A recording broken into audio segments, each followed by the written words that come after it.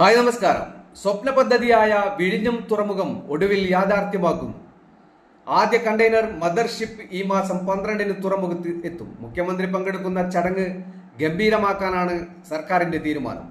നൂതന സജ്ജീകരണങ്ങളോടെയാണ് വിഴിഞ്ഞം യാഥാർത്ഥ്യമാകുന്നതെന്ന് MD ദിവ്യ S Iyer പറഞ്ഞു. ഗുജറാത്തിലെ മുദ്ര തുറമുഖത്ത് നിന്നുള്ള മദർഷിപ്പാണ് എത്തുന്നത്. വാണിജ്യാടിസ്ഥാനത്തിൽ തുറമുഖം പ്രവർത്തന സജ്ജമാക്കി കഴിഞ്ഞതായി അധികൃതർ അറിയിച്ചു.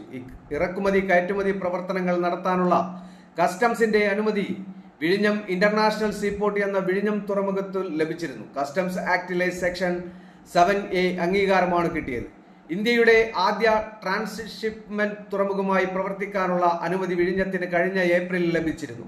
റോഡ്, റെയിൽ മാർഗങ്ങളിലൂടെയും ആഭ്യന്തര തുറമുഖങ്ങളിൽ നിന്ന് ചെറുകപ്പലുകളിൽ നിന്ന് എത്തുന്ന ചരക്കുകൾ വലിയ ചരക്കു കപ്പലുകളിലേക്ക് മദർ വെസൽ മാറ്റി വിദേശങ്ങളിലെ ലക്ഷ്യസ്ഥാനങ്ങളിലേക്ക് തിരിച്ചും അയക്കുന്നവയാണ് ട്രാൻസ്ഷിപ്മെന്റ് തുറമുഖങ്ങൾ.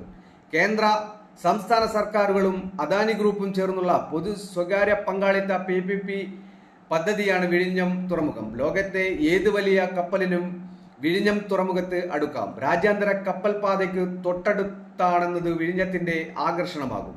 മാത്രമല്ല 24 മീറ്റർ സ്വാഭാവിക ആഴമുണ്ടെന്നതും 800 മീറ്റർ ബർത്താണ് സജ്ജമാക്കുന്നതെന്നും പ്രത്യേകതയാണ്. കണ്ടെയ്നറുകളുടെ നീക്കത്തിനായി 32 ക്രെയിനുകൾ വിഴിഞ്ഞം തുറമുഖത്തുണ്ടാകും.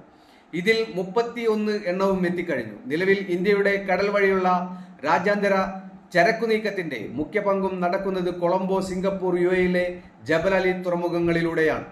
രാജ്യാന്തര കപ്പൽ പാതയിൽ നിന്നുള്ള അകലം, സ്വാഭാവിക ആഴക്കുറവ്, ചെറിയ ബർത്തുകൾ എന്നിവയാണ് മദർഷിപ്പുകളെ ഇന്ത്യയിൽ നിന്ന് അകറ്റി നിർത്തുന്നത്.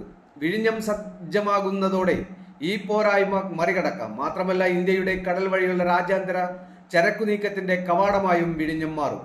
നിലവിൽ ലോകത്തെ മദർ വെസലുകളിൽ ഭൂരിഭാഗവും 10,000 TEU കണ്ടെയ്നറുകൾ കൈകാര്യം ചെയ്യുന്നവയാണ്. വിഴിഞ്ഞത്താകട്ടെ 24,000 TEU വരെ ശേഷിയുള്ള വെസലുകളെ സ്വീകരിക്കാമെന്ന പ്രത്യേകതയുമുണ്ട്. വിഴിഞ്ഞത്തെ ചരക്കു നീക്കം കേരള സർക്കാരിനും നേട്ടമാകും. നികുതിയിൽ വൻ വരുമാനം ലഭിക്കും. മുഖ്യമന്ത്രി പിണറായി വിജയൻ ഉൾപ്പെടെ പങ്കെടുക്കുന്ന വൻ സ്വീകരണ ചടങ്ങാണ് സർക്കാർ ഒരുക്കുന്നതെന്ന് തുറമുഖ MD ദിവ്യ എസ് അയ്യർ പറഞ്ഞു. സ്വാഗത സംഘം രൂപീകരണത്തിനായി തുറമുഖ മന്ത്രി VN വാസവൻ നാളെ യോഗം വിളിച്ചിട്ടുണ്ട്. 1000-ലധികം കണ്ടെയ്നറുകളുമായി യൂറോപ്പിൽ നിന്നുള്ള കപ്പലാവും ആദ്യം തുറമുഖത്ത് എത്തുന്നതെന്നും ദിവ്യ എസ് അയ്യർ പറഞ്ഞു.